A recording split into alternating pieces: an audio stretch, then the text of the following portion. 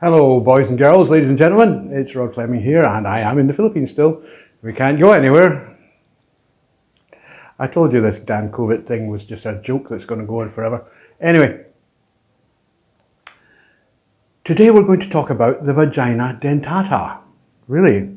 So before we do that, please remember to like and share, hit the subscribe button, hit the bell, do all that stuff. And please go on to one of the funding links which I will send you. And send us a little bit to live on, because we need it. And if we're going to continue producing these highly entertaining and very, very well researched videos, we need something to live on. Really simple.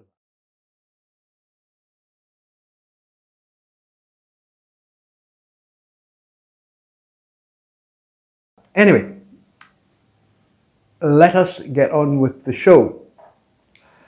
The vagina-dentata. Now, what does that mean? A vagina-dentata, for those of you who have some Latin or had a classical education, then you will know that this is Latin for the vagina with teeth. And I think most boys would know, certainly most boys I grew up, would have heard this myth, the idea of the vagina that had teeth and could bite off your penis. Yes, terrifying, isn't it? And this was accompanied by other similar horrors like vaginas which could trap a man forever inside it. How he got on with his life, I don't know. And so on and so forth. It speaks to an irrational fear of vaginas, vaginophobia perhaps. But funnily enough, it's very, very common. Many boys experience it, and it has a history that goes back, yes, to those Romans and the Greeks. After all, they named it. This does not, by the way, have anything to do with Freud's castration anxiety, although I think they were probably, he was probably trying to address the same core issues. The vagina dentata is something to be feared because of its power to emasculate men. And that's the real issue here. The vagina dentata can actually take a man's manhood away, literally bite it off.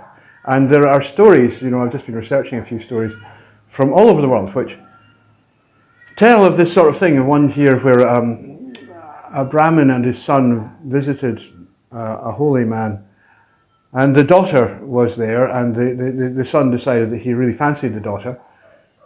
But what he didn't realize was that she had a vagina dentata, and he made love to the woman, and his penis was bitten off. And the Brahmin said, "No, this can't be, you cannot do this. So you'll have to just put that penis, give me back the penis and I'll put it back on my son, all right?" Which is what he did. I know, but never mind. It's what he did. And basically they all lived happily ever after, and the Brahmin's son actually married this girl, which is very interesting itself, So where does the vagina dentata come from? Well, I'm going to quickly, it's going to sound like a divergence, but it's not really. I'm going to remind you of two stories. The first is the Sumerian tale of Enkidu. Enkidu was a wild man, and he lived in the uncultivated steppes where he lived with the animals, and all his friends were animals, and when he made love with animals. Sorry, I'm slightly on a list here, but it's no worse than the one I've been in most of my life. His lovers and friends were the animals, right? He was completely free. He didn't live in the city. He had no contact with the city. He had no burden on his time. He was totally free. He ran wild with the animals, and the animals accepted him as a wild man too, as a wild thing too. This is very interesting. Now, it turned out that there was a hunter, and the hunter was very annoyed about Enkidu because Enkidu was pointing out all the hunter's traps to the animals so that they wouldn't be caught in them. And this really annoyed the hunter. So he went to the great city of Uruk, otherwise known as Erech in the Bible, and he asked the great lord Gilgamesh, part man, part god, if he could help to solve the problem of the wild man who was revealing his locations of his traps to the animals. So Enkidu went and consulted the high priestess, Obviously, that's what you do in a theocracy, which is, also a matriarchy, a theocracy, you might say. You go and ask the chief woman, and she said, I've got a perfect solution for that. I'll send out a temple harlot who is called Shamhat. And she's beautiful, she's lovely, she's 15, perfect, she's just at that beautiful age when no man could possibly resist her. And I'm going to send her out, and she will tame the wild man. So Shamhat does as she's told, and she's instructed very carefully. Excuse my cats, they're being bloody annoying. Shamhat goes out into the wild steppes, and she finds where Enkidu sleeps. Shamhat, who's nobody's fool, finds where Enkidu sleeps, and she waits for him to come home at night, and he lies down, and he falls asleep, and she, as she's been instructed, takes off all her clothes, and she lies there, smelling of sweet perfume, and no doubt the things that they use in Uruk, and tinkling her lapis lazuli earrings. And of course he wakes up and he finds this vision of unbelievable loveliness lying beside him, flittering her eyelids. And what does he do? He has her, and they make love for a whole week. Absolutely. Pretty impressive, really. At the end of which he is totally exhausted. And he feels guilty. He says, I really have to go and speak to the animals and tell them where I've been and what I've been doing. It's not fair on my friends to be away for so long. And so off he goes. He goes into the steppe and finds the animals, but they won't let him come there. They smell Shamhat on him, and they realize he's a man. He's not a wild animal like they are. He's a human, and they won't let him come there. And Enkidu is absolutely distraught. And he comes back to Shamhat, and they make love again, obviously, because this is Sumer, and they were definitely a sexy bunch. And she said, well, what you're going to have to do is you come back to the city with me, and there you will be the friend of the great Lord Gilgamesh, and you will be feted and lionized, and you will really live the grand life of a man of the city. So you come with me. And of course, Enkidu didn't have any clothes, so Shamhat gives him her robes to wear. So he leaves this place that he used to live, which by the way is called Eden, because that's the Sumerian word for the uncultivated steppe, in case you didn't know that. And off they go. And they meet, of course, 3 shepherds. These things should be so commonplace now. And eventually the shepherds give Enkidu the proper man clothes, and he goes back to the city. He becomes, he and Gilgamesh have an interesting friendship. They're really sort of half friends, half rivals, but that's for another day. The point is that Shamhat has completely destroyed Enkidu's life. She has totally shattered it. He doesn't have anything left. He doesn't have any animals to play with. He isn't free. Having sex with a woman has ruined his freedom. It has taken his freedom. He's no longer a free agent. He's now bound by the rules of the city, just like all other men. And that's the moral of that story, that sex with a woman takes away a man's freedom. And that story, it should be obvious, is the basis of the Adam and Eve story. Adam plays with the animals. It says that in Genesis.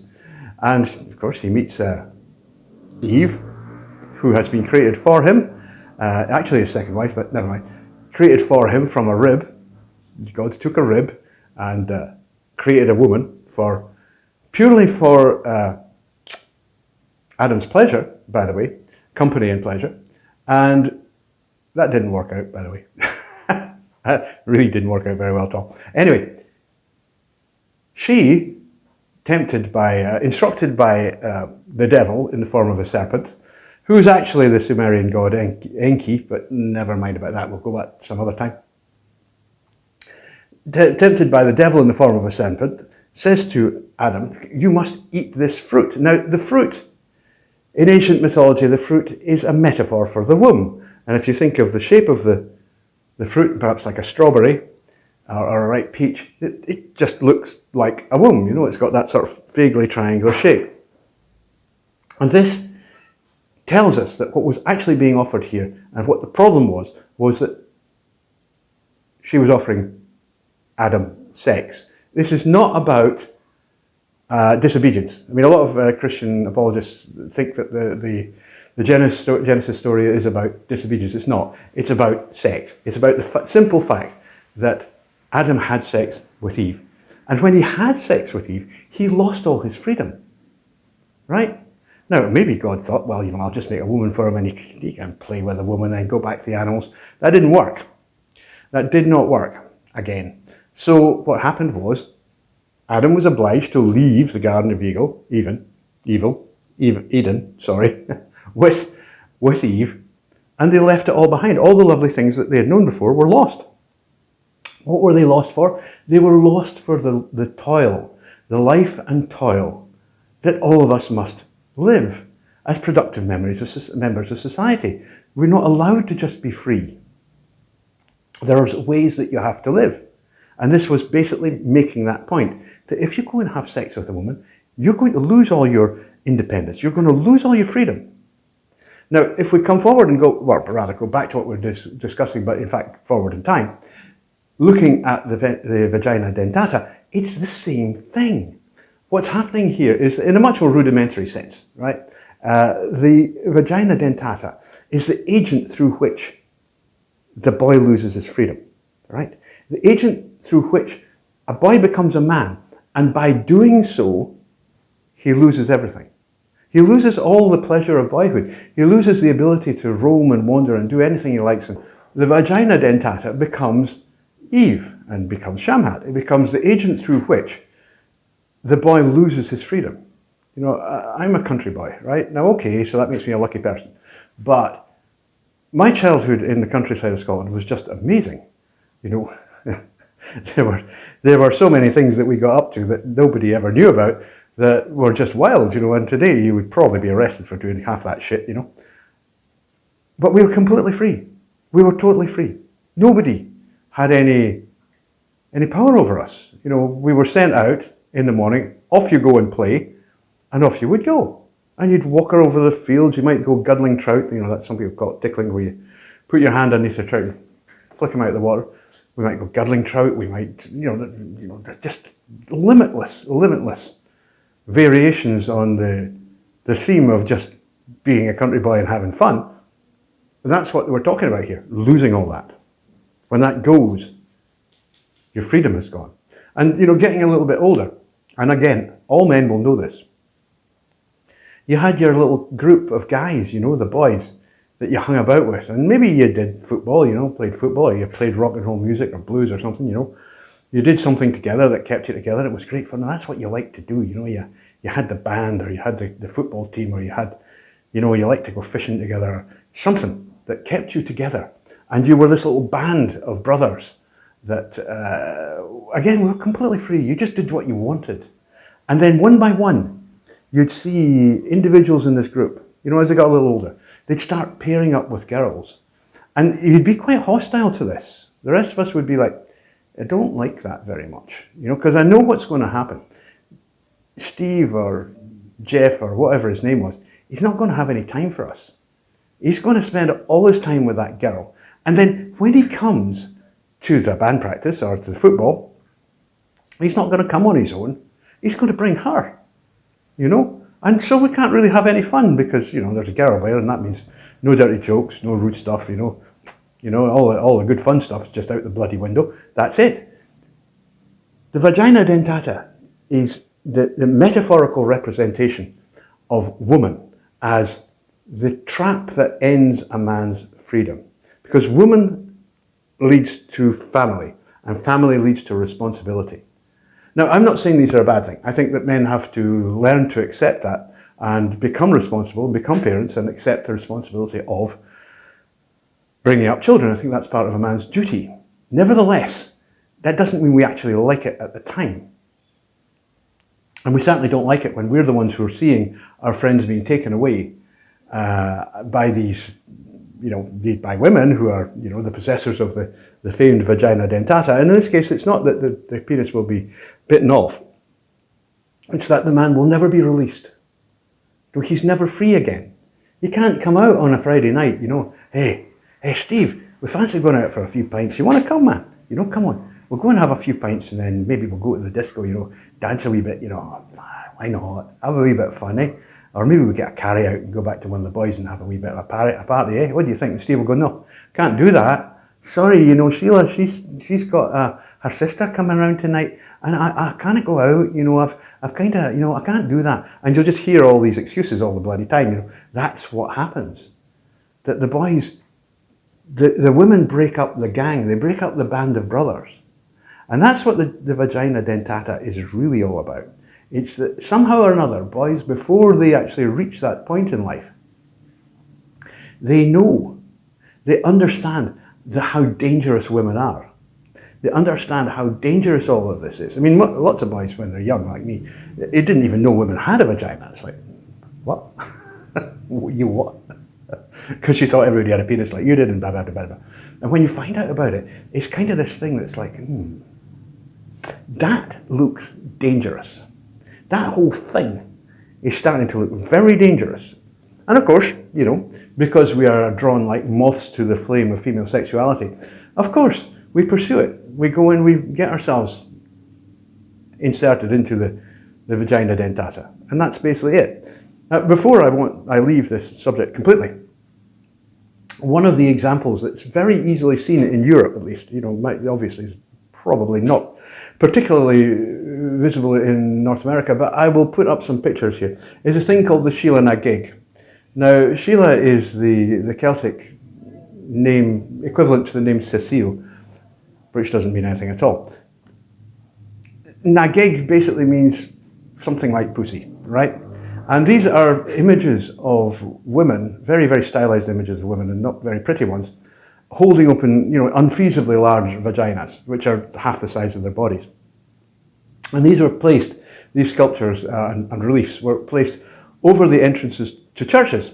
And the idea was that they helped to ward off evil spirits and the devil. And this is very interesting because, you know, again, this comes back to the same idea of this fear of vaginas, this terror that they can actually provoke in men. That men were saying, like, you know, put a vagina in front of them, nothing bad, no baddies coming near here because they'll see that and they'll run. You know, they understood the power that this had.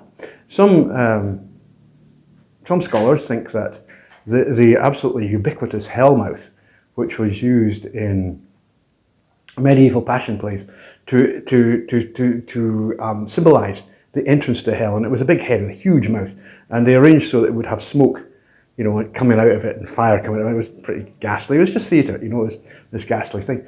And some of them think that actually the vagina dentata was the inspiration for that. You know, this thing was just so awful. The inside you would be lost forever. You know, you could never escape. That was it. You were finished. So there you are. That's the vagina dentata and Sheela-na-gig. I'll put up some pictures of the Sheela-na-gig because you won't have, many of you will not have seen them, and they are quite surprising. And you know, I've seen them. They're not that uncommon. You find them all over Europe, but most commonly in Ireland. They're very common in Ireland, in some parts of Scotland. Anyway, that's it for today. We'll speak to you later. Take care, and don't do anything I wouldn't do. That gives you so much scope you wouldn't believe it. Bye bye.